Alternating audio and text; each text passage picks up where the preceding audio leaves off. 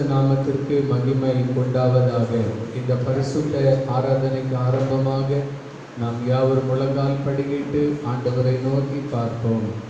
எங்களை அதிகமாக நேசிக்கக்கூடிய மகா பரிசுத்தமும் மிகுந்த கிருபையும் நிறைந்த எங்கள் அன்பின் நல்ல தகப்பனே, இந்த ஆசீர்வதிக்கப்பட்டதான இந்த புதிய நாளுக்காக, இந்த ஞாயிற்றுக்கிழமை நாளின் பரிசுத்த நாளுக்காக நாங்கள் உமக்கு நன்றி செலுத்துகின்றோம்.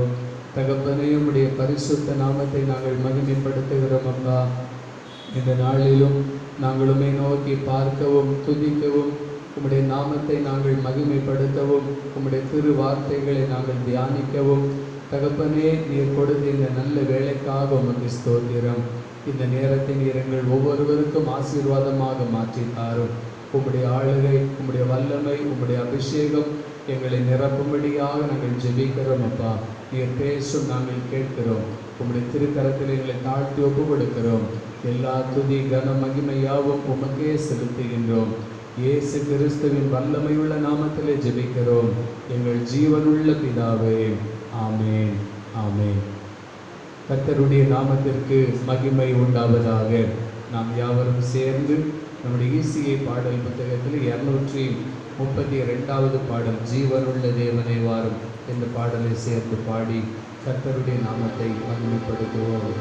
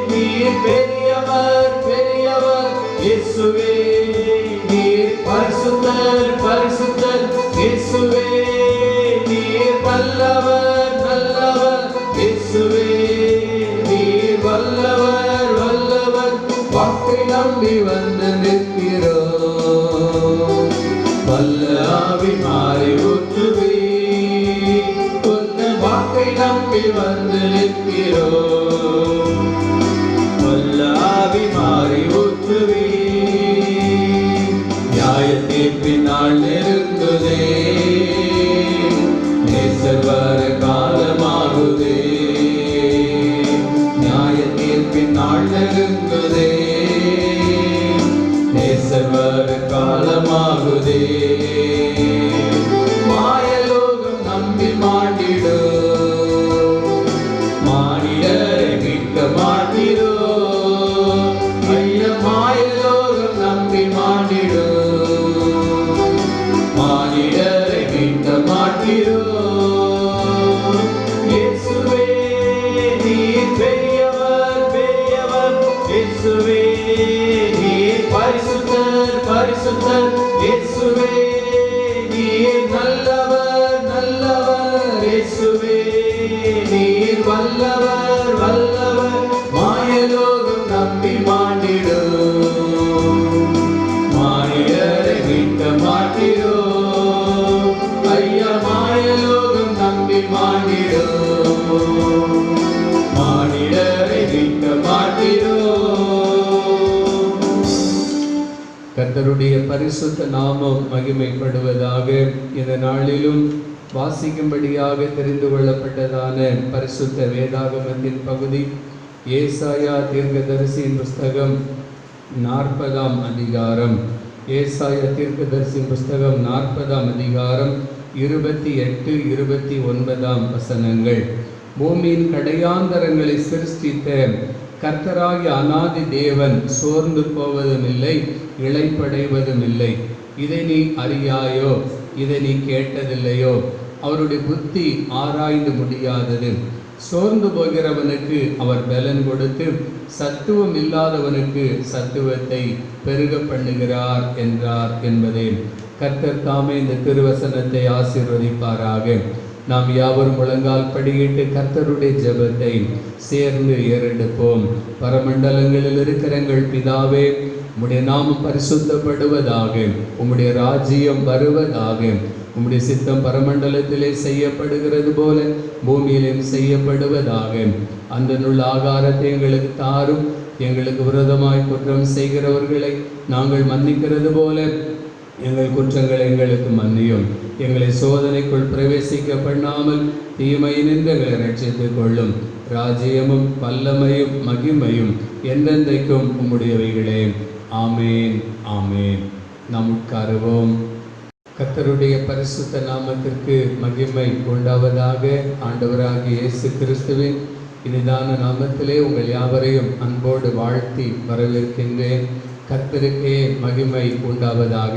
நாம் யாவரும் கர்த்தருடைய வார்த்தைக்கு நேராக கடந்து செல்வதற்கு முன்பதாக சில நிமிடங்கள் நம்மை உண்டாக்கின தேவனை நன்றியோடு நாம் துதிப்போமா, ஸ்தோத்தரிப்போமா.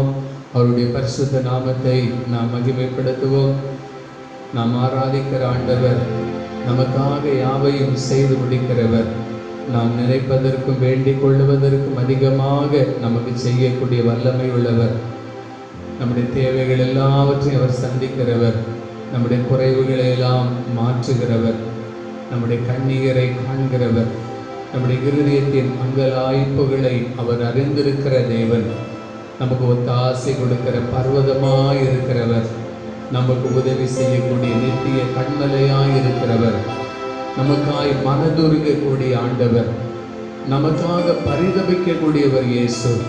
இயேசுவே எனக்கு இறங்கும் ஆண்டவரே என்று சொல்லி அவரை நோக்கி நாம் பார்ப்போம். அவரை நோக்கி நம்மை தாழ்த்துவோம். பலன் உள்ளவர்களுக்காகிலும் பலனற்றவர்களுக்காகிலும் உதவி செய்வது அவருக்கு லேசான காரியம். ஆண்டவருக்கு நம்முடைய வாழ்க்கையில இன்றைக்கு எவ்வளவோ தேவைகளோடு நாம் அமர்ந்திருக்கலாம். நம்முடைய தேவைகளை எல்லாம் சந்திப்பதற்கு அவர் வல்லமை உள்ளவராக இருக்கிறார். அவருடைய சமூகத்திலே நம்மை தாழ்த்தி, ஆண்டவரே லேசான காரியம், எதுவும் லேசான காரியம். பலமுள்ளவன் பலனற்றவன் யாராயிருந்தாலும் உதவிகள் செய்வது லேசான காரியம். எல்லாருக்கும் தெரிந்த பாடல் சேர்ந்து பாடி, ஆண்டவரே உமக்கு லேசான காரியம் ஐயா, என் வாழ்க்கையில் ஒரு அற்புதத்தை செய்ய உமக்கு லேசான காரியம், என் வாழ்க்கையில் ஒரு விடுதலையை கொடுக்க உமக்கு அது லேசான காரியம், என் வாழ்க்கையின் தேவைகள் எல்லாம் சந்திக்கப்படுவதற்கு உமக்கு அது ஒரு லேசான காரியம். ஆண்டவருடைய சமூகத்திலே நம்மை தாழ்த்தி அர்ப்பணித்து நாம் யாரும் சேர்ந்து சில நிமிடங்கள் ஆண்டவரை துதிப்போம், ஸ்தோத்தரிப்போம். லேசான காரியம், எதுவும் லேசான காரியம், பலனுள்ளவன் பலனற்றவன், பலனுள்ளவன் பலனில்லாதவன் யாராயிருந்தாலும் உதவிகள் செய்வது லேசான காரியம். உமக்கு லேசான காரியம்.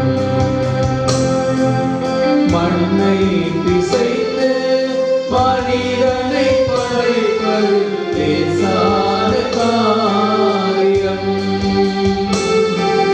மண்ணை பிசைத்து மனிதனை படைப்பது லேசான காரியம். மண்ணான மனிதனுக்கு மன்னாவை தருவது லேசான காரியம். மண்ணான மனிதனுக்கு மன்னாவை தருவது லேசான காரியம். உமக்கு லேசான காரியம். பலனுள்ளவன் பலனற்றவன், பலனுள்ளவன் பலனில்லாதவன் யாராயிருந்தாலும் உதவிகள் செய்வது லேசான காரியம். உமக்கு லேசான காரியம்.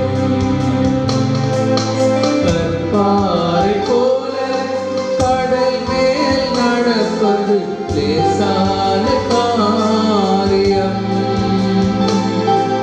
கற்பாறை போல கடல் மேல் நடப்பது லேசான காரியம். கச்சாடி நீரது கனிரசமாக்குவது லேசான காரியம். கச்சாடி நீரது கனிரசமாகுவது லேசான காரியம். என் இயேசுவுக்கு லேசான காரியம்.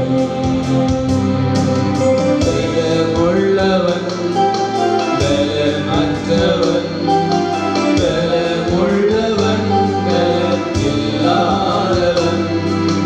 யாராயிருந்தாலும் உதவிகள் செய்வது லேசான காரியம். இயேசுவுக்கு லேசான காரியம். ஆண்டவரே, எங்கள் வாழ்க்கையின் சூழ்நிலைகளை மாற்றுவதற்கு உமக்கு அது லேசான காரியம் ஐயா. கண்ணீர் தாகத்தோடு தவித்த மக்களுக்கு கற்பாறையிலிருந்து தண்ணீரை கொடுத்து அவர்களை திருப்திப்படுத்தினீரேப்பா.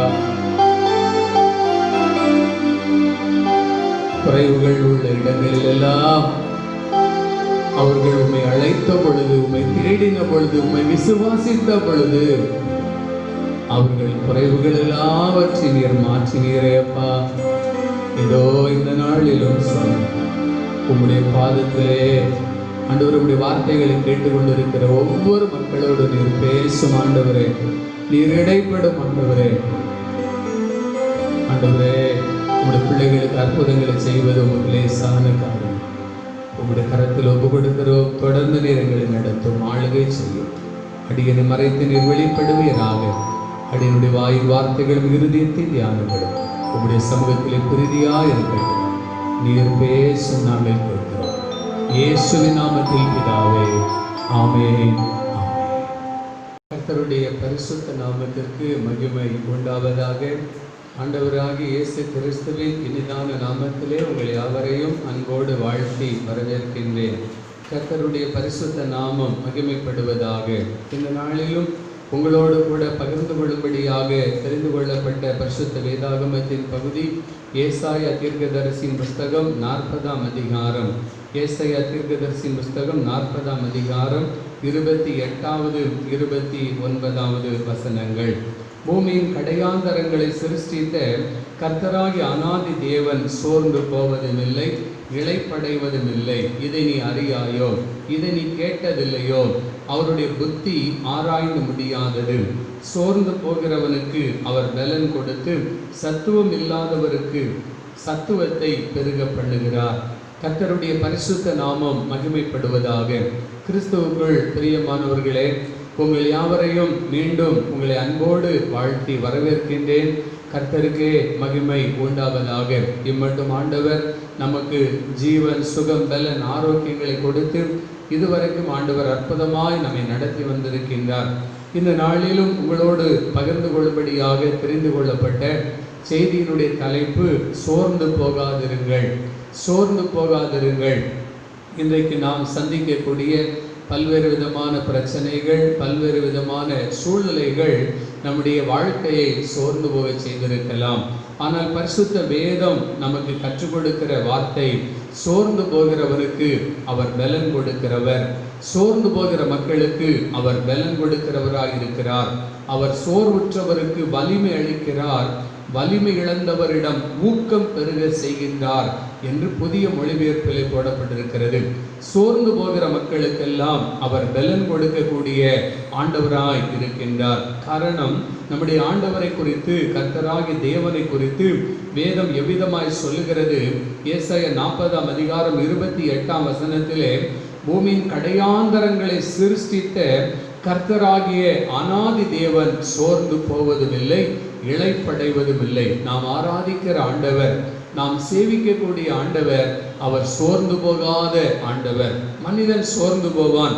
பல்வேறு விதமான பிரச்சனைகள், பாடுகள், போராட்டங்கள் மனிதனுடைய வாழ்க்கையிலே கடந்து வரும் பொழுது அவன் சோர்ந்து போகக்கூடியவனாக இருக்கிறான். வேதத்திலே நாம் வாசிக்கும் பொழுது பொதுவாக மாம்சீகத்திலே மனிதனுக்கு சோர்வுகள் வருவது இயற்கை. ஆமோஸ் தீர்க்கதரிசியின் புஸ்தகம் 8ஆம் அதிகாரம் 13ஆம் வசனத்திலே வாசிக்கிறோம், தாகத்தினால் மக்கள் சோர்ந்து போவார்கள் என்று சொல்லியிருக்கிறது. தண்ணீர் தாகம் எடுக்கும் பொழுது அது நிமித்தமாக மனிதர்கள் சோர்ந்து போவது உண்டு. யோனா தீர்க்கதரிசியின் புஸ்தகம் 4ஆம் அதிகாரம் 8ஆம் வசனத்திலே நாம் வாசிக்கின்றோம், வெயிலினால் அங்கே யோனா தீர்க்கதரிசி சோர்ந்து போனான், வெயில் தன்மேல் பட்டதினாலே அவன் சோர்ந்து போனான் என்று சொல்லி யோனா 4ஆம் அதிகாரம் 8ஆம் வசனத்திலே நாம் வாசிக்கின்றோம். மத்தேயு 15ஆம் அதிகாரம் 32ஆம் வசனத்திலே வாசிக்கிற, பட்டினியினால் ஒரு மனிதன் சோர்ந்து போய்விடுகிறான். பட்டினியினால், சாப்பிடாமல் இருக்கிறதுனால மனிதன் சோர்ந்து போய்விடுகிறான் அல்லவா? எனக்கு அன்பானவர்கள், இதெல்லாம் இயற்கையிலே ஒரு மனிதனுக்கு ஏற்படக்கூடிய ஒரு சோர்வுகள். ஆனால் பரிசுத்த வேதாகமம் ஆவிக்குரிய வாழ்க்கையிலே மனிதன் சந்திக்கக்கூடிய சோர்வுகளை குறித்து தெளிவாக நமக்கு காண்பித்து கொடுக்கின்றது. சங்கீதங்களின் புஸ்தகம் 40ஆம் சங்கீதம் 12ஆம் வசனத்திலே நாம் வாசிக்கும் பொழுது அங்கே தாவீது பக்தன் இப்படியாக சொல்லுகின்றார், எண்ணிக்கைக்கு அடங்காத தீமைகள் என்னை சூழ்ந்து கொண்டது, என் அக்கிரமங்கள் என்னை தொடர்ந்து பிடித்தது, நான் நிமிர்ந்து பார்க்க கூடாது இருக்கிறது, அவைகள் என் தலைமயிரிலும் அதிகமாயிருக்கிறது, என் இருதயம் சோர்ந்து போகிறது என்று தாவீது சொல்லுகிறார். பாவம் ஒரு மனிதனை சோர்ந்து போக செய்து விடுகிறது. அது சிறு வயதிலே செய்த பாவமாய் இருக்கலாம், அல்லது இளம் வயதிலே செய்த பாவமாய் இருக்கலாம், அல்லது ரகசியமான ஒரு பாவமாய் இருக்கலாம், பாவ பழக்க வழக்கங்களாய் இருக்கலாம். எனக்கு பிரியமானவர்களே, அந்த பாவ பழக்க வழக்கம் ஒரு மனிதனை சோர்ந்து போக செய்கின்றது. அதைத்தான் தாவீது சொல்லுகிறார், எண்ணிக்கைக்கு அடங்காத தீமைகள் என்னை சூழ்ந்து கொண்டது, என் அக்கிரமம் என்னை தொடர்ந்து பிடிக்கிறது, அதனால நான் சோர்ந்து போகிறேன் என்று சொல்லி அங்கே தாவீது சொல்லுகிறதை நாம் பார்க்கிறோம். ஒரு மனிதன் செய்கிற அக்கிரமங்கள் அவனை தொடர்ந்து அவனை தாக்கக்கூடியதாக, அவனை பிடிக்கக்கூடியதாக இருக்கிறபடினாலே அவன் சோர்ந்து போய் விடுகிறவனாய் இருக்கின்றான்.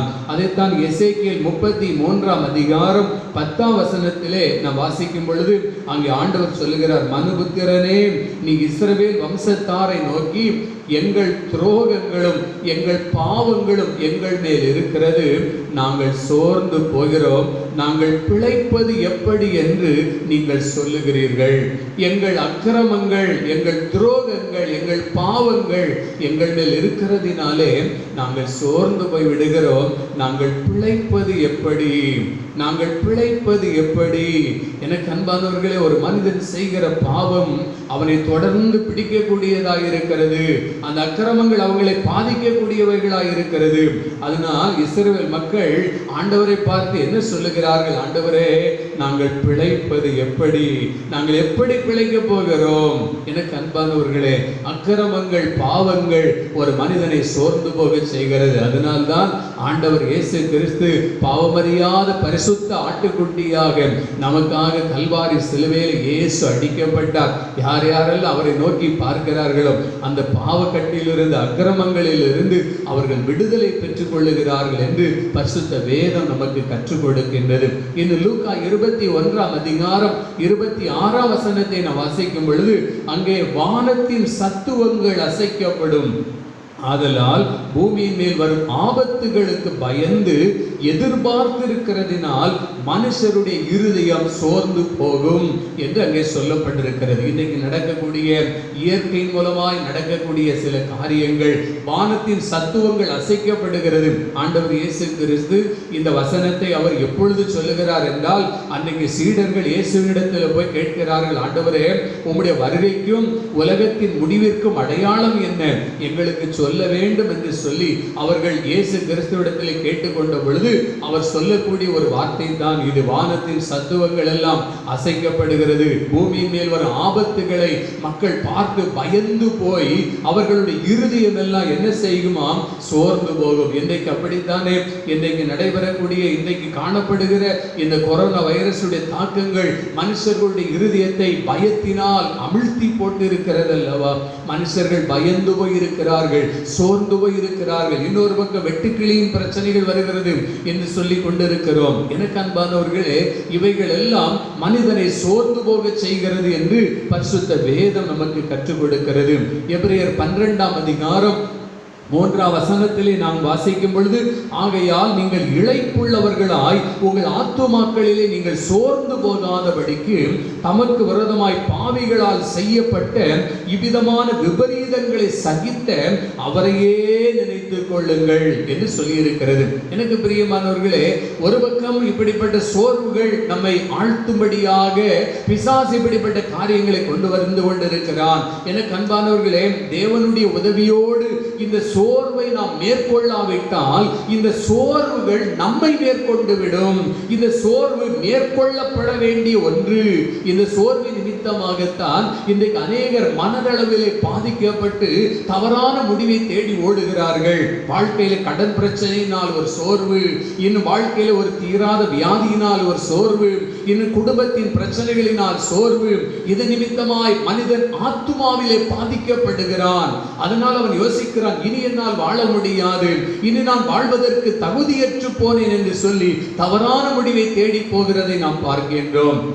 தானியேல் தீர்க்கதரிசி 8ஆம் அதிகாரம் 27ஆம் வசனத்தில் அவர் சொல்லுகிறார், தானியேலாகிய நான் சோர்வடைந்து சில நாள் வியாதிப்பட்டு இருந்தேன் என்று சொல்லுகிறார். ஒரு மனிதன் சோர்ந்து போகும் பொழுது அவன் சரீரத்தில் சுகவீனமாய் மாறி போய்விடுகிறான். சோர்ந்து போகும் பொழுது அவன் சரீரத்தில் அவன் பாதிக்கப்படுகிறான். எனக்கு அன்பானவர்களே, அதைத்தான் தானியேல் அவர் சில நாளாய் நான் வியாதிப்பட்டு இருந்தேன் என்று சொல்லுகிறார். மார்க் எழுதின சுவிசேஷம் 5ஆம் அதிகாரம் 25-26 வசனத்தை நீங்கள் வாசித்து பார்ப்பீர்கள் என்றால் 12 வருஷம் பெரும்பாடு என்கிற நோயினால் பாதிக்கப்பட்ட ஒரு பெண் தனக்கு உண்டான ஆஸ்திகளை எல்லாம் விற்று மருத்துவர்களுக்கு கொடுத்தும் சற்றும் குணமடையாமல் மிகுந்த வருத்தப்பட்டாள் என்று சொல்லி நாம் வேதத்திலே மார்க் 5ஆம் அதிகாரம் 25-26 வாசிக்கின்றோம். எனக்கு பிரியமானவர்களே, வியாதிகள் ஒரு மனிதனை சோர்ந்து போகிறது. எத்தனை நாளைக்கு நான் இப்படியே இருக்க வேண்டும்? இன்னும் எத்தனை நாட்களுக்கு நான் இப்படிப்பட்ட ஒரு நிலைமையிலே இருக்க வேண்டும்? சோர்ந்து போய்விடுகிறார்கள். எனக்கு பிரியமானவர்களே, மார்க் 9ஆம் அதிகாரம் 18ஆம் வசனத்திலே நான் வாசிக்கும் பொழுது அங்கே ஒரு தகப்பனுடைய மகனை ஒரு பிசாசு ஆழ்கடித்தபடினாலே, பிசாசு அலைகழித்ததினாலே வேதம் சொல்லுகிற மார்க் 9:18 அது அவனை எங்கே பிடித்தாலும் அங்கே அவனை அலைகழிக்கிறது. அப்பொழுது அவன் நுரை தள்ளி பல்லை கடித்து சோர்ந்து போகிறான் என்று அங்கே சொல்லப்பட்டிருக்கிறது. ஒரு பிசாசு ஒரு மனிதனுடைய வாழ்க்கையில் தாக்கத்தை உண்டு பண்ணும் பொழுது, ஒரு மனிதனை அலைகழிக்கும் பொழுது அவன் வாழ்க்கையிலே அவன் சோர்ந்து போய்விடுகிறான். எனக்கு அன்பானவர்களே, எத்தனை குடும்பங்களை இன்னைக்கு பிசாசு அலைகழித்து கொண்டிருக்கிறான். எத்தனை குடும்பங்கள் சோர்ந்து போயிருக்கிறார்கள். பிசாசின் கிரியைகளினால் பாதிக்கப்பட்டு, அந்தகார கிரியைகளின் வல்லமைகளினால் தாக்கப்பட்டு இன்றைக்கு எத்தனை குடும்பங்கள் சோர்ந்து போயிருக்கிறார்கள். இந்த சோர்விலிருந்து விடுதலை பெற வழி இல்லையா? எனக்கு பிரியமானவர்களே, இந்த சோர்விலிருந்து உதவி செய்ய நம்ம ஆண்டவர் நமக்கு துணையாயிருக்கிறார். ஆண்டவருடைய உதவியோடு இந்த சோர்வை நாம் மேற்கொள்வதற்காக நாம் அழைக்கப்பட்டிருக்கிறோம். அதைத்தான் எபிரேயர் 12:3 வாசித்தது போல, நீங்கள் இளைத்து போகாதபடிக்கு, உங்கள் ஆத்துமாவிலே நீங்கள் சோர்ந்து போகாதபடிக்கு இயேசுவையே நினைத்துக் கொள்ளுங்கள் என்று சொல்லி இருக்கிறது. இயேசு நமக்காக அவர் புறக்கணிக்கப்பட்டார், நமக்காக அவர் அற்பமாய் எண்ணப்பட்டாரே, நமக்காக அவர் கைவிடப்பட்டாரே, நமக்காக அவர் துப்பப்பட்டாரே, நமக்காக அவர் இயேசு கிறிஸ்து பாளையத்துக்கு புறம்பாய் தள்ளப்பட்டாரே, முறுமுறுக்கப்பட்டாரே, குற்றம் சாட்டப்பட்டாரே, தேவைகள் மத்தியிலும் அவர் பிதாவை சார்ந்து இருந்தாரே. அப்படிப்பட்ட ஒரு நல்ல ஆண்டவர், தாயாக தகப்பனாக நம்மை நேசிக்கக்கூடிய ஒரு நல்ல தெய்வம் நமக்கு உண்டு. எனக்கு பிரியமானவர்களே, அவர் நம்முடைய வாழ்க்கையில் வரக்கூடிய சோர்வை மேற்கொள்ளக்கூடிய வல்லமையை, பலனை அவர் நமக்கு கொடுக்கிறார். அதைத்தான் சோர்ந்து போகிறவர்களுக்கு அவர் பலன் கொடுக்கிறார் என்று சொல்லி பரிசுத்த வேதம் நமக்கு கற்றுக் கொடுக்கிறது அல்லவா? எனக்கு பிரியமானவர்களே, இயேசுவை நோக்கி பாருங்கள், சிலுவையில் அறையப்பட்ட இயேசுவை நோக்கி பாருங்கள். உங்கள் விசுவாச பயணத்திலே இயேசுவை நோக்கி பாருங்கள். உபத்திரவங்கள், பாடுகள், நிந்தைகள், அவமானங்கள், பிரச்சனைகள் வருகிறதா? இயேசுவை, சிலுவையில் அறையப்பட்ட இயேசுவை நோக்கி பாருங்கள். உங்கள் சோர்வில் அவர் உங்களுக்கு பலன் கொடுப்பார். ஆவிக்குரிய ஜீவியத்திலே இன்றைக்கு அநேக மக்கள் சோர்ந்து போய்விடுகிறதை நாம் பார்க்கின்றோம். இந்த சோர்வு ஒரு மனிதனை என்ன செய்யும் என்றால், நீங்கள் வேதத்தில் வாசித்து பார்ப்பீர்கள் என்றால் அவருடைய உள்ளத்தை துவண்டு போக செய்துவிடும். வேதத்தில் ஆண்டவருக்காக வானத்திலிருந்து அக்கினியை இறக்கின ஒரு மனிதன் எலியா. 1 ராஜாக்கள் 19:4 வாசிக்கிறோம். ஒரு சூளை செடியின் கீழே அவன் உட்கார்ந்து கொண்டிருக்கிறான். வானத்திலிருந்து அக்கினியை இறக்கின மனிதன், தேசத்தையே கலக்கின மனிதன். அங்கே பாகாலின் 450 தீர்க்கதரிசிகளை ஒரு தீர்க்கதரிசியை நின்று கொன்று அவன் விடுதலை கொடுத்த ஒரு மனிதன். வானத்தை தன்னுடைய விருப்பத்தை போல திறக்கவும் மூடவும் செய்த ஒரு வல்லமை உள்ள கர்த்தருடைய ஒரு ஊழியக்காரன். ஆகாபிற்கு முன்பாக நின்றவன், ஆகாபின் ரதத்திற்கு முன்பதாக ஓடக்கூடிய அவன் பலன் பெற்றவனாய் இருந்தவன். எனக்கு அன்பானவர்களே, அவன் வாழ்க்கையிலே ஒரு சோறு வந்த பொழுது அங்கே ஆகாபுடைய மனைவியுடைய சொற்களை கேட்டு நடுங்கி தன் பிராணனை காக்கும்படியாய் ஓடுகிறான். அவன் சொல்லுகிறான், மாபெரும் ஜெப வீரன். அவன் முறுமுறுத்து சொல்லுகிற காரியம், அவன் துவண்டு போய் சொல்லுகிறான், போதும் ஆண்டவரே, போதும் ஆண்டவரே என்று சொல்லுகிறான். ஆகவே இந்த சோர்வு ஒரு மனிதனை துவண்டு போக செய்து விடுகிறது. அது மாத்திரமல்ல, சோர்வு தன்னம்பிக்கை இழக்க செய்து விடுகிறது.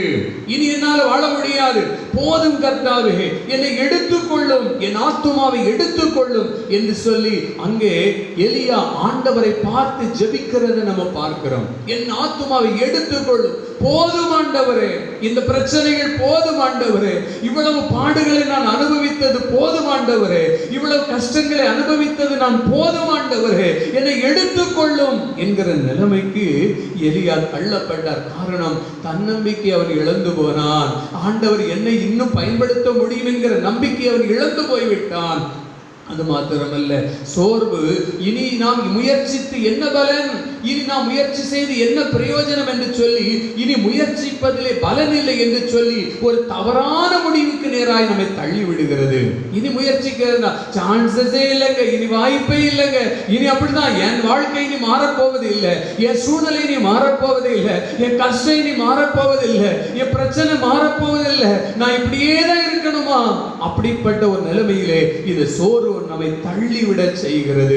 எனக்கு பிரியமானவர்களே, அவன் புசித்து குடித்து திரும்ப படுத்துக் கொண்டான் என்று சொல்லி 1 ராஜாக்கள் 19:6 வாசிக்கிறான். ஆனால் ஆண்டவர் அவனை தட்டி எழுப்பி, நீ போக வேண்டிய பிரயாணம் இன்னும் வெகு தூரம் என்று சொல்லி அவனை நடத்தினார். எனக்கு பிரியமானவர்களே, அதே ஆண்டவர் இன்றைக்கும் சோர்ந்து போகிறவர்களுக்கு எல்லாம் அவர் பலன் கொடுக்கிறவராக இருக்கிறார். சோர்வுகள் வரும் பொழுது நம்ம என்ன செய்யணும்? வேதத்தில் லூக்கா எழுதின சுவிசேஷம் 18ஆம் அதிகாரம் 1ஆம் வசனத்திலிருந்து 8ஆம் வசனம் வரைக்கும் நம்ம வாசிக்கும் பொழுது, சோர்ந்து போகிற நேரத்தில் எல்லாம் நாம் ஜெபம் செய்ய வேண்டும். ஜெபம் செய்வதனால் சோர்வை மாற்ற முடியும். ஜெபம் செய்வதனால் ஜெபம் செய்வதிலே கர்த்தருடைய பிள்ளைகள் சோர்ந்து போகாமல் இருக்க வேண்டும். நாம் வேதத்தில் லூக்கா 18:1 வாசிக்கிறோம், சோர்ந்து போகாமல் எப்பொழுதும் ஜெபம் பண்ணுங்கள் என்று ஆண்டவராகிய இயேசு கிறிஸ்து அவருடைய பிள்ளைகளாக நம்மை பார்த்து அவர் சொல்லி இருக்கின்றார். சோர்ந்து போகாம எப்பொழுதும் ஜெபம் பண்ணுங்க. இன்னைக்கு இருக்கிற காரியங்களை நீங்கள் பார்த்து ஒருவேளை சோர்ந்து போய் இருக்கலாம். எனக்கு பிரியமானவர்களே, எப்பொழுதும் நாம் ஜெபிக்க வேண்டும் என்று ஆண்டவர் நமக்கு கற்றுக் கொடுத்திருக்கிறார். அதே லூக்கா 18ஆம் அதிகாரம் 1 - 8 வரைக்கும் நீங்கள் வாசிக்கும் பொழுது, அந்த அநீதியுள்ள நியாயாதிபதி 7 விதவை திரும்ப திரும்ப வந்து அந்த நியாயாதிபதி அலட்டி கொண்டே இருக்கிறாள். அவன் சொல்கிறான், நான் கடவுளுக்கு கூட பயப்படாத, மனுஷரை மதிக்காதவன், ஆனா என்னை கூட இந்த விதவை என்னை நம்பி வந்து நியாயம் கேட்கிறாளே என்று சொல்லி நான் அவளுக்கு நியாயம் செய்வேன் என்று சொல்லுகிறான். எனக்கு பிரியமானவர்களே, நாம் ஆராதிக்கிற ஆண்டவர் அநீதி உள்ளவர் அல்ல. நாம் ஆராதிக்கிற ஆண்டவர் நீதி உள்ள தேவன். அவர் நமக்கு உதவி செய்கிறவர். வேதம் சொல்கிறது, அந்தப்படி தம்மை நோக்கி இரவும் பகலும் கூப்பிடுகிறவர்களாகிய தம்மால் தெரிந்து கொள்ளப்பட்டவர்கள் விஷயத்திலே நான் சீக்கிரத்தில் நியாயம் செய்வேன், சீக்கிரத்தில் நான் பதில் கொடுப்பேன் என்று சொல்லி நாம் ஆண்டவர் சொல்லி இருக்கின்றார். எனக்கு பிரியமானவர்களே, அவரை நோக்கி ஜெபியுங்க. உங்கள் வாழ்க்கையில் இருக்கிற சோர்வை எல்லாம் மாற்றுவார். எந்த காரியம் உங்கள் வாழ்க்கையில் சோர்வை கொண்டு வந்து கொண்டிருக்கிறதோ, எந்த காரியம் உங்கள் வாழ்க்கையிலே பாதிப்பை உண்டாக்கி கொண்டிருக்கிறதோ, எனக்கு பிரியமானவர்களே, அதிலிருந்து ஆண்டவர் உங்களுக்கு விடுதலை கொடுக்க அவர் வல்லமை உள்ளவராக இருக்கிறார். மார்க் 14:38 நான் வாசிக்கும் பொழுது, நீங்கள் சோதனைக்கு உட்படாதபடிக்கு விழித்திருந்து ஜெபம் பண்ணுங்கள். ஆவி உற்சாகம் உள்ளதுதான், மாம்சமோ பலவீனம் உள்ளது. இந்த மாம்சம் பலவீனம் உள்ளது. ஆகவே தான் நம்ம சோர்ந்து போய் விடுகிறோம். ஒரு சின்ன கஷ்டம் வரும் பொழுது சோர்ந்து போய் விடுகிறோம். ஒரு சின்ன பிரச்சனைகள் நம்முடைய வாழ்க்கையை தாக்கும் பொழுது நாம் சோர்ந்து போய் விடுகிறோம். ஆனால் ஆண்டவர் சொல்லுகிறார், நீங்கள் சோதனைக்கு உட்படாதபடிக்கு விழித்திருந்து ஜெபம் பண்ணுங்கள் என்பதாக.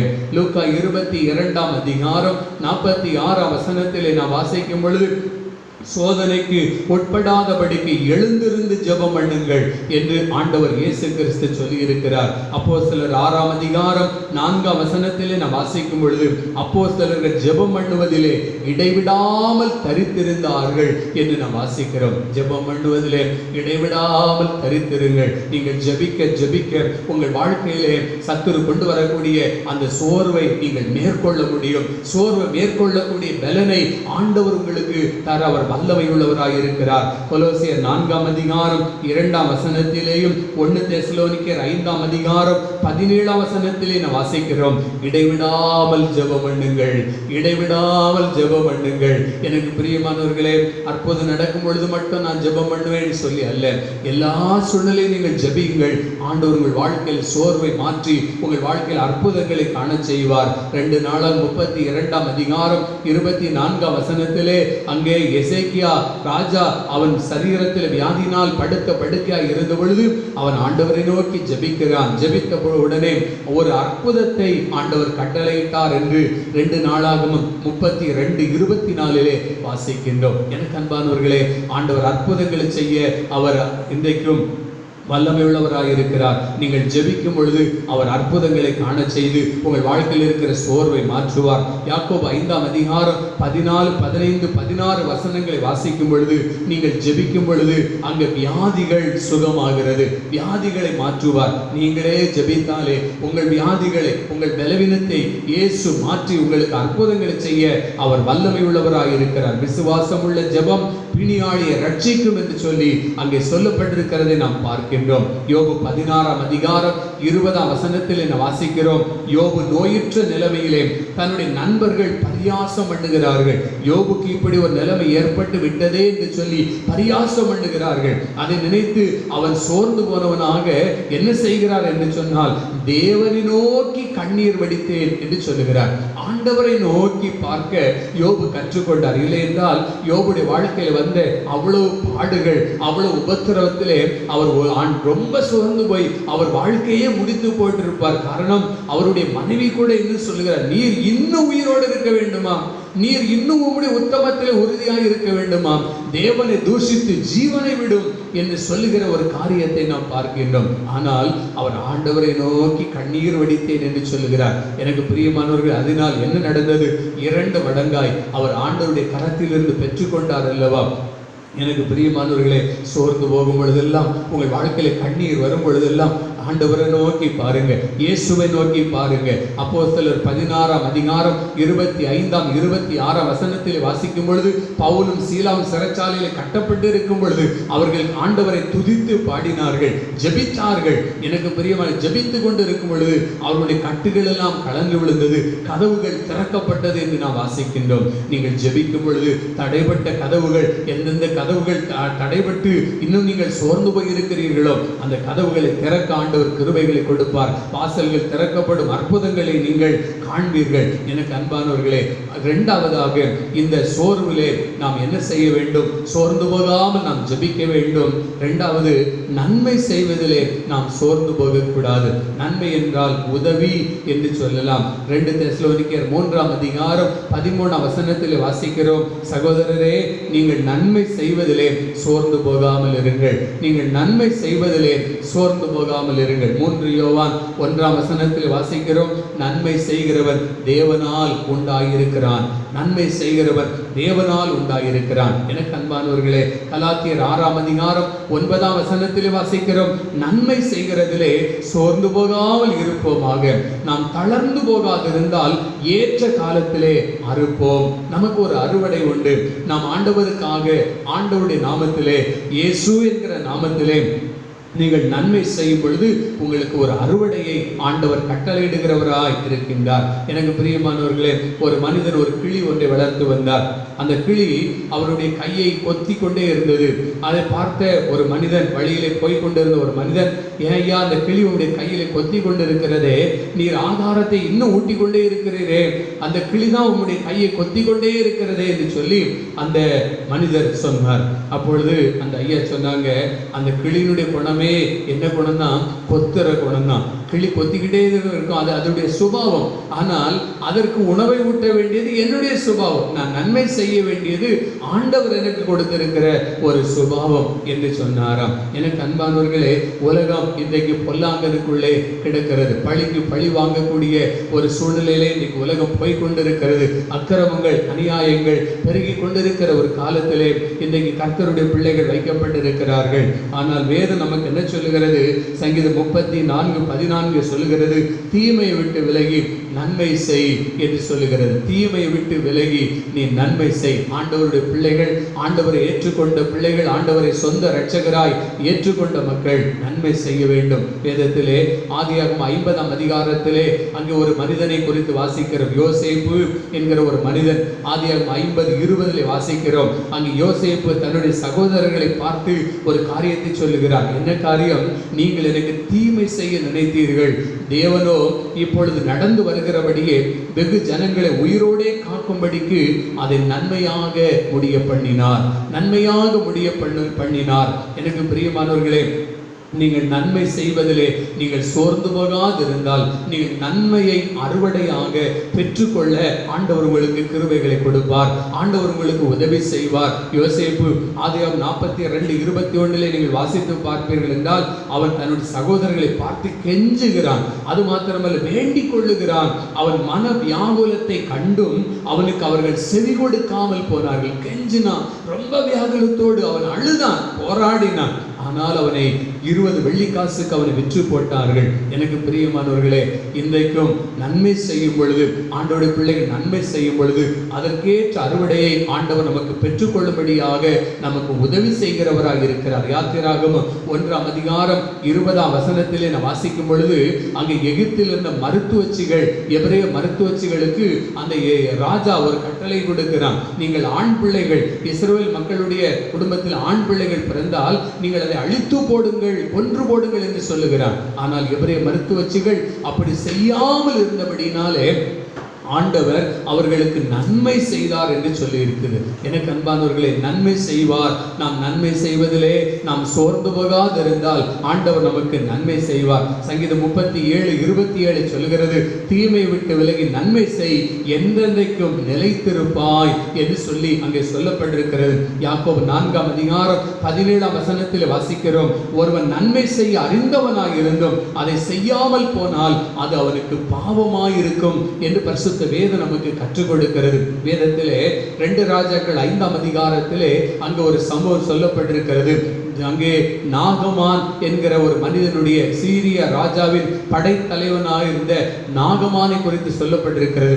அந்த நாகமான் இஸ்ரவேல் தேசத்திலே வந்து இஸ்ரவேல் தேசத்தில் இருந்த மக்களை எல்லாம் அவன் அடிமைகளாய் சிறைப்பிடித்து கொண்டு வந்து விட்டான்.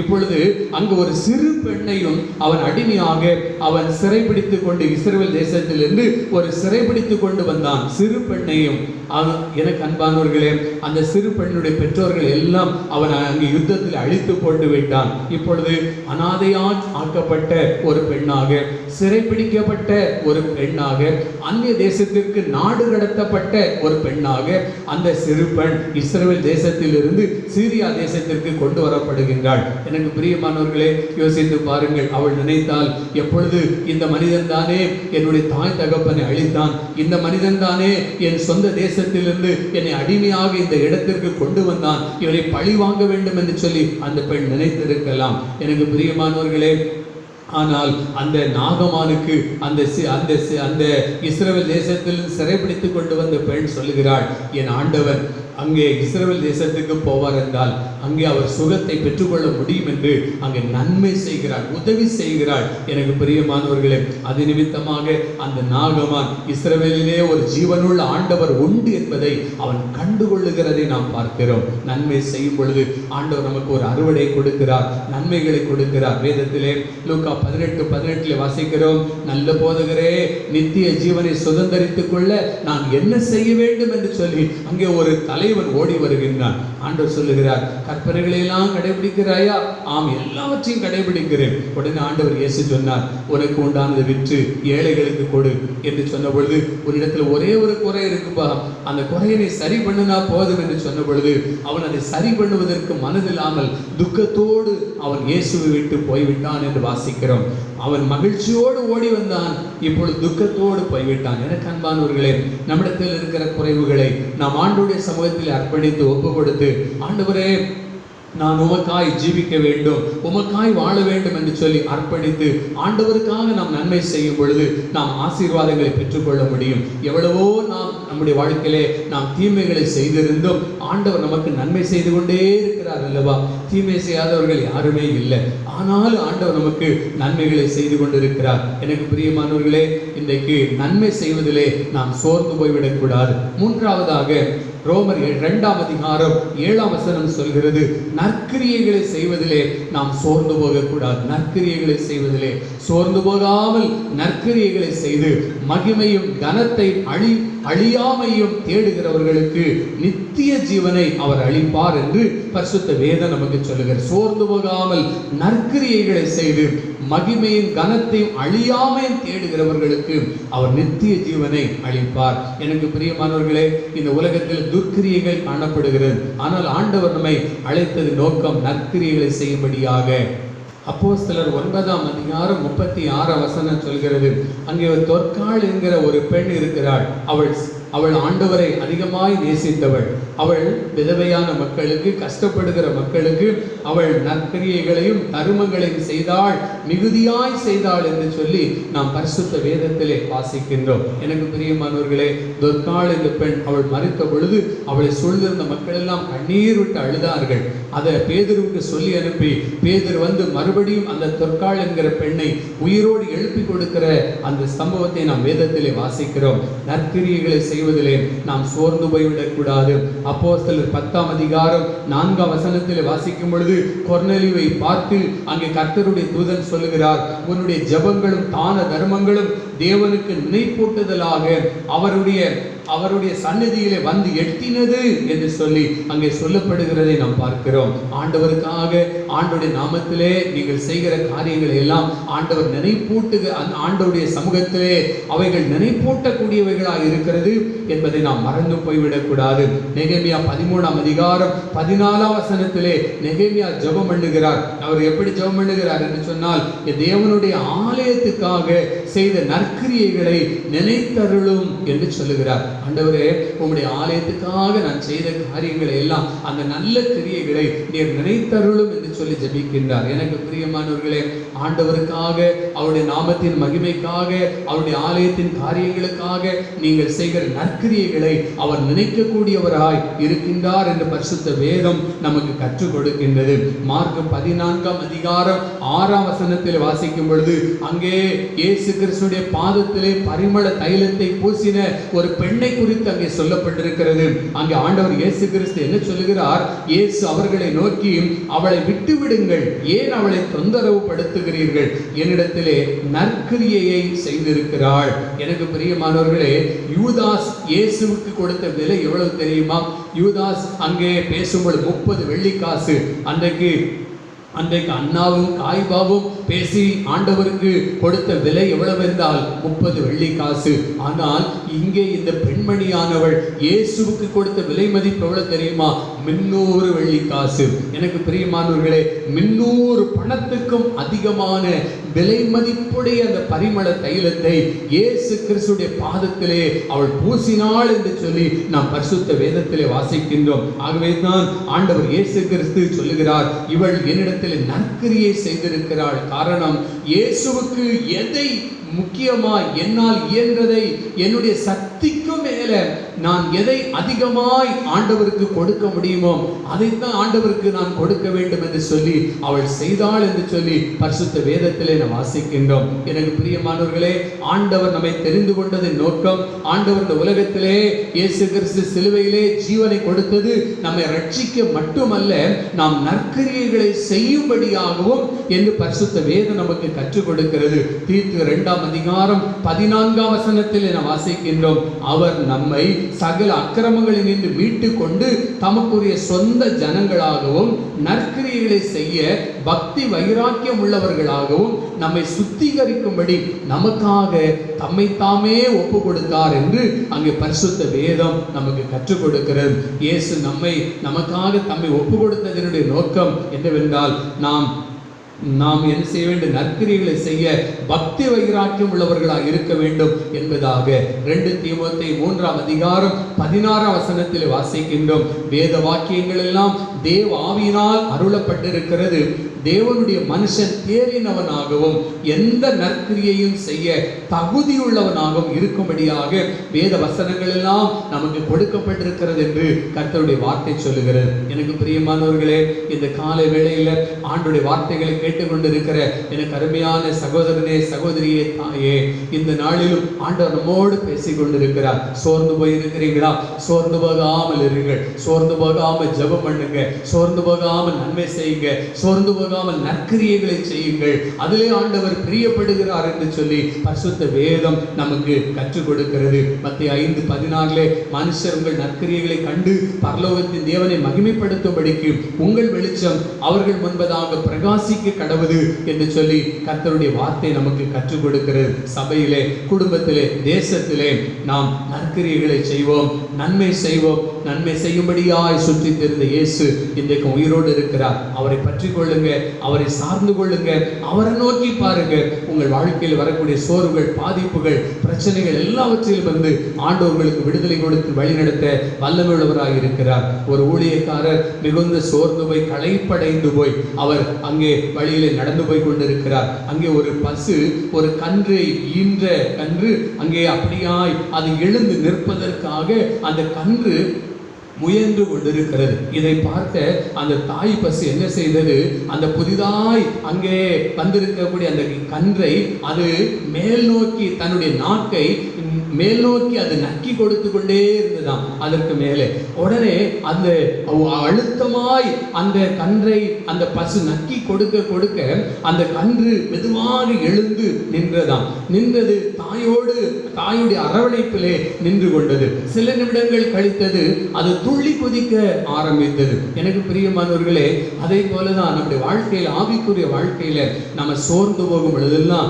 நாம் கீழ்நோக்கி பார்த்து கொண்டிருக்காதிருங்கள். அந்த கன்று எழுந்து நிற்கும் வரைக்கும் அந்த தாய் பசு விடாமல் என்ன செய்ததாம், அந்த கன்றை நக்கி கொடுத்து அதை நிற்க வைத்துக் கொண்டிருந்தது. எனக்கு அருமையானவர்களே, அதே போலதான் நீங்கள் ஆண்டவரை நோக்கி பார்க்க பார்க்க நீங்கள் பலனை பெற்றுக்கொள்ள முடியும். அவரை நோக்கி ஜெபிக்க ஜெபிக்க நீங்கள் சோர்விலிருந்து விடுதலை பெற்றுக்கொள்ள முடியும். அந்த ஆண்டவரை நோக்கி பாருங்க, அவர் தொடர்ந்து உங்களை பலப்படுத்துவார். சோர்ந்து போகிறவர்களுக்கு அவர் பலன் கொடுக்கிறவர், சத்துவம் இல்லாதவர்களுக்கு சத்துவத்தை கொடுக்கிற ஆண்டவர். ஒரு நாளும் அவர் சோர்ந்து போனதில்லை. மனுஷன் சோர்ந்து போவான், நிலைமைகளை பார்த்து சோர்ந்து போவான், நமக்கு வரக்கூடிய கஷ்டங்கள், போராட்டங்களை பார்த்து சோர்ந்து போவான்.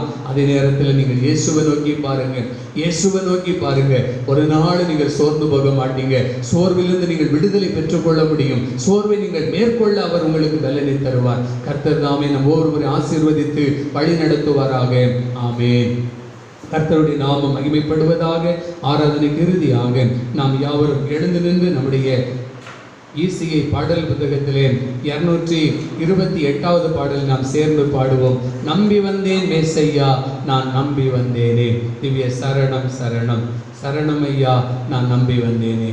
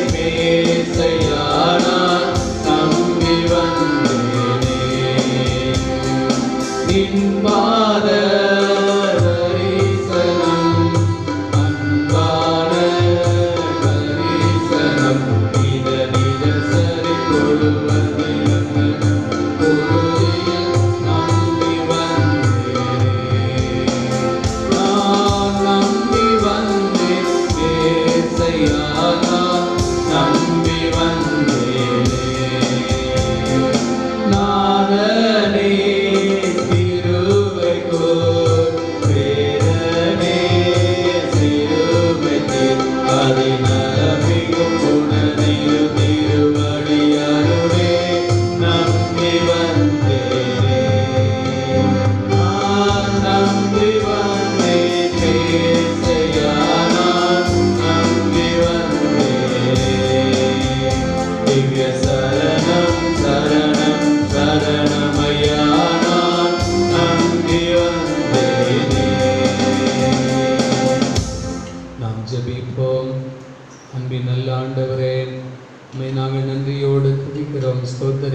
ஜெபிக்கிறோம் அப்பா.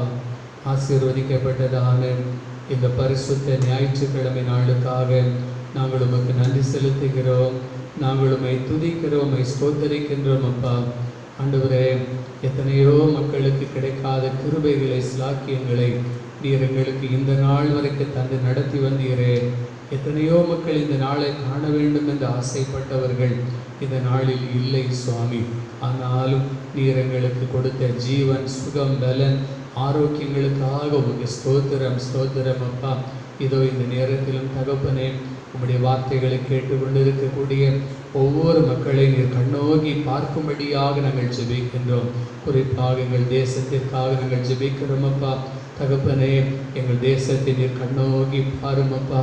ஆண்டவரே, எங்கள் தேசத்தின் மேல் உடைய கண்கள் வைக்கப்படட்டும். ஆண்டவரே, எங்கள் தேசத்திலே ஒரு சமாதானத்தை தாரும். ஆண்டவரே, எல்கை பகுதிகளிலே ஆண்டவரே, தீவிரவாதிகளின் அச்சுறுத்தல்களினால் வரக்கூடிய தாக்குதல்கள், பாதிப்புகள் எல்லாம் இயேசுவின் நாமத்திலே மாறுபடியாக நாங்கள் ஜெபிக்கிறோம். தேசத்திலே ஒரு சமாதானமான ஒரு நிலைமையை தகப்பனே எங்களுக்கு தருபடியாக நாங்கள் ஜெபிக்கின்றோம். ஆண்டவர், எங்கள் தேசத்திலே இந்த கொரோனா வைரஸ் தொற்றினால் பாதிக்கப்பட்டிருக்கிற நிலைமைகள் தகப்பனே எங்கள் தேசத்தில் மாறட்டும் அப்பா. சீக்கிரத்தில் ஒரு விடுதலை நீர் தாரும் அப்பா. தம்மை நோக்கி இரவும் பகலும் கூப்பிடுகிறவர்கள் ஆகிய தம்மால் தெரிந்து கொள்ளப்பட்டவர்களின் விஷயத்திலே நான் நீடிய பொறுமையுள்ளவராக இருந்து சீக்கிரத்திலே நான் நியாயம் செய்வேன் என்று சொன்னீரே அப்பா. நாங்கள் விசுவாசத்தோடு நாங்கள் உம்மை நோக்கி நாங்கள் கேட்கிறோம் ஐயா. விசுவாசத்தோடு நாங்கள் உம்மை நோக்கி நாங்கள் ஜெபிக்கிறோம் சுவாமி. எங்கள் தேசத்தில் ஒரு மாற்றத்தை தாரும் ஆண்டவரே. இந்த வைரஸ் தாக்குதல்களில் இருந்து ஒரு விடுதலை நீர் தரும்படியாக நாங்கள் ஜெபிக்கின்றோம் இயேசுவின் நாமத்திலே அப்பா. இந்த கொள்ளை நோய் தாக்கங்கள் இயேசுவின் நாமத்திலே நீங்கி போகட்டும் அப்பா. இந்த வைரஸ் கிருமிகள் இயேசுவின் நாமத்திலே முற்றிலும் அழிந்து போகும்படியாக நாங்கள் ஜெபிக்கிறோம். இது நிமித்தமாய் பாதிக்கப்பட்டு மருத்துவமனையில் அனுமதிக்கப்பட்டிருக்கிற மக்களுக்காக நாங்கள் ஜெபிக்கின்றோம். ஆண்டவரே, அந்த மக்கள் சீக்கிரத்திலே சுகம் பெற்று தங்கள் வீட்டிற்கு சுகத்தோடு திரும்பி வர நீர் கிருபை செய்யும்படியாக நாங்கள் ஜெபிக்கிறோம். இதனால் கலங்கி இருக்கிற, கவலைப்படுகிற ஒவ்வொரு மக்களை நீர் பலப்படுத்தும், தைரியப்படுத்தும் ஆண்டவரே.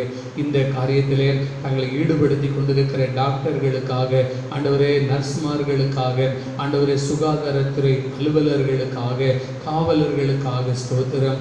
எல்லாரும் உடைய கரத்தில் ஒப்பு கொடுக்கிறார் அப்பா. ஒவ்வொருவரை நீர் பாதுகாத்து கொள்ளும், ஆசீர்வதியும், அவர்களுக்கு நல்ல சுகபலனை தாரும் ஆண்டவரே அப்பா. ஒவ்வொரு உடைய பிள்ளைகளையும் உம்முடைய பரிசுத்த கரத்தில் ஒப்பு கொடுக்கிறோம். சீக்கிரத்திலே இந்த தொற்றிலிருந்து ஒரு விடுதலையை தாரும் ஆண்டவரே. பிள்ளைகள் படிக்க முடியாமல் இருக்கிறதை அறிந்திருக்கிறீரே.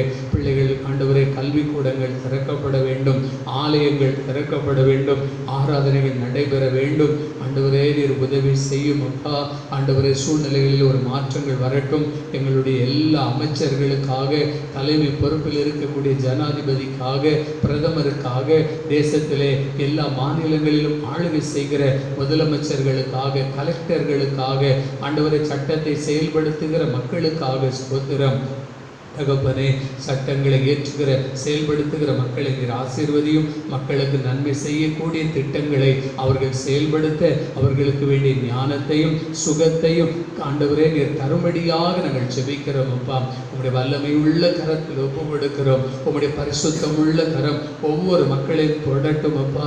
ஒவ்வொரு மக்களை ஆசீர்வதிக்கும்படியாக ஜெபிக்கிறோம். இந்த நாளிலும் யார் யாரெல்லாம் ஆண்டவரே ஒருவேளை பாவ பாரங்களினால் சோர்ந்து போயிருக்கலாம், வியாதியினால் சோர்ந்து போயிருக்கலாம், தோல்வியினால் சோர்ந்து போயிருக்கலாம், ஆண்டவரை சூழ்நிலைகளின் நிமித்தமாய் சோர்ந்து போயிருக்கலாம், ஆண்டவரை கடன் பிரச்சனைகளின் நிமித்தமாய் சோர்ந்து போயிருக்கலாம், எனக்கு சரியான வருமானம் இல்லையே, நான் எப்படி பிழைக்க போகிறேன் என்று சொல்லி கலக்கத்தோடு சோர்ந்து போயிருக்கலாம். எந்த காரியத்தினால் உடைய பிள்ளைகள் இந்த நேரத்திலே சோர்ந்து போய் இருந்தாலும் ஆண்டவரே, சோர்ந்து போகாமல் நீங்கள் ஜெபம் பண்ணுங்கள் என்று சொன்னீரே. சோர்ந்து போகிற மக்களுக்கெல்லாம் நான் பலன் கொடுக்கிறவர் என்று சொன்னீரே அப்பா. ஒவ்வொரு மக்களுக்கும் நீர் பலனை கொடுங்கப்பா, பலனை கொடுத்து நடத்துங்கப்பா. ஆண்டவரே, சோர்வு உம்முடைய பிள்ளைகளை அமிழ்த்தி போடாதபடிக்கு சோர்வை மேற்கொள்ளக்கூடிய வல்லமையை ஒவ்வொரு மக்களுக்கு நீர் கொடுக்கும்படியாய் நாங்கள் ஜெபிக்கிறோம். பிசாசு ஆண்டவரே அநேக மக்களை சோர்ந்து போகும்படியாய் அவர்களுடைய குடும்பங்களை அலைகழித்து போடுகிறதை நாங்கள் பார்க்கிற ஐயா. ஆண்டவரே, பிசாசின் அலைகழிப்பினாலே சோர்ந்து போயிருக்கிற மக்கள் விடுதலை பெறட்டும் அப்பா. ஆண்டவரே, துவண்டு போகிறார்களே, இந்த சோறு ஒரு மனிதனை துவண்டு போய் போதும் ஆண்டவரே என்று சொல்லக்கூடிய அளவுக்கு துவண்டு போக செய்து விடுகிறதே, அந்த சோர்வையெல்லாம் எடுத்து போடுங்கப்பா. சோர்வையெல்லாம் நீர் மாற்றி அவர்களை மறுபடியும் ஆண்டவரை புதுப்பிக்கும்படியாய், ஆண்டவரை மறுபடியும் அவர்களை நீர் உருவாக்கும்படியாய் நாங்கள் ஜெபிக்கின்றோம். உங்களுடைய கரத்தில் ஒப்பு கொடுக்கிறோம். தொடர்ந்து நீர் வழி நடத்தும் ஆண்டவரே. இன்றைக்கு இருக்கிற இந்த சூழ்நிலைகள் சீக்கிரமாய் மாறட்டும் அப்பா. ஒரு விடுதலை உண்டாகட்டும், ஒரு மாற்றம் உண்டாகட்டும் ஆண்டவர். ஒரு வெளிச்சம் வரும்படியாய் நாங்கள் ஜெபிக்கிறோம். உங்களுடைய வல்லமை உள்ள கரத்திலே தகப்பனே எங்களை தாழ்த்தி ஒப்பு கொடுக்கிற ஐயா, எங்களை தாழ்த்தி ஒப்பு கொடுக்கிறோம் ஆண்டவரை. சோர்ந்து போகாமல் இருங்கள் என்று சொல்லி இந்த ஞாயிற்றுக்கிழமை நாளிலும் உம்முடைய பிள்ளைகளுக்கு கொடுத்த இந்த சத்தியத்திற்காய் உமக்கு நன்றி நன்றி நன்றி அப்பா. எந்த காரியத்தின் நிமித்தமாய் இந்த நேரத்தில் உம்முடைய பிள்ளைகள் சோர்ந்து போயிருந்தாலும் எல்லா சோர்வுகளும் இயேசுவின் நாமத்தில் நீங்கி போகட்டும். ஒரு புதிய விடுதலையை இந்த நாளிலிருந்து உம்முடைய பிள்ளைகள் பெற்றுக்கொள்ள நிற்கிறவைதாரும் உம்முடைய கரத்திலே தாழ்த்தி ஒப்பு கொடுக்கிறோம். எல்லா குறைவுகளை மாற்றும், எல்லா தேவைகளை நீர் சந்தியும், ஆசீர்வதியும், பலப்படுத்தும், வழி நடத்தும், காத்துக்கொள்ளும். எல்லாவற்றையும் இயேசு கிறிஸ்துவின் வல்லமையுள்ள நாமத்திலே ஜெபிக்கிறோம் எங்கள் ஜீவனுள்ள பிதாவே, ஆமேன். ஆசீர்வாதத்தை பெற்றுக்கொள்ளுவோம். வலுவாதபடி நம்மை காக்கக்கூடியவரும் தமது மகிமையுள்ள சன்னிதானத்திலே நம்மை மாசற்றவர்களாக நிலை நிறுத்த வல்லமை உள்ளவருமாய் இருக்கிற நம்முடைய கர்த்தராகிய இயேசு கிறிஸ்துவின் கிருபையும் பிதாவாகிய தேவனுடைய அன்பும் பரிசுத்த ஆவியானவருடைய ஐக்கியமும் வழி நடத்துதலும் நம் அனைவரோடும் சகல பரிசுத்தவான்களோடும் கர்த்தருடைய பிள்ளைகள் ஒவ்வொருவரோடும் ஆண்டுடைய வருகை பரியந்தம் நீடித்து நிலைத்திருப்பதாக. ஆமென்.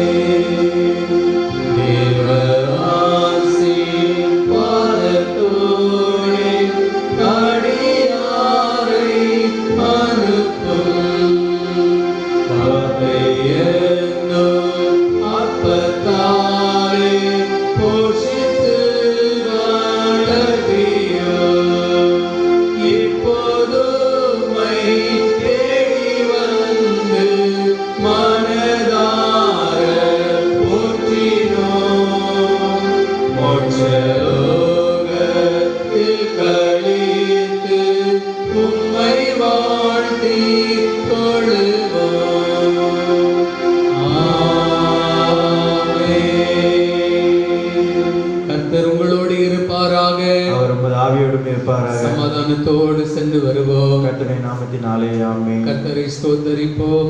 என் ஆத்துமாவே கர்த்தரை ஸ்தோத்தரி, என் முழு உள்ளமே பரிசுத்த நாமத்தை ஸ்தோத்தரி. என் ஆத்துமாவே கர்த்தரை ஸ்தோத்தரி, கர்த்தர் செய்த சகல உபகாரங்களே மறவாதே. ஆமென் ஆமென். எல்லாருக்கும் ஸ்தோத்திரம். கர்த்தர் உங்கள் அனைவரை ஆசீர்வதிப்பாராக. ஆமென். God bless you. கடந்ததை நினைத்து கலங்காதே, நடந்ததை மறந்துவிடு. கர்த்தர் புதியன செய்திடுவார், இன்றே நீ காண்பார், இன்றே நீ காண்பார். கலங்கிடவே வேண்டாம், கலங்கிடவே வேண்டாம். இயேசு கைவிட மாட்டார், இயேசு கைவிட மாட்டார். உங்கள் துக்கம் சந்தோஷமாய் மாறும், உங்கள் கவலைகள் கண்ணீர் எல்லாம் மறைந்துவிடும்.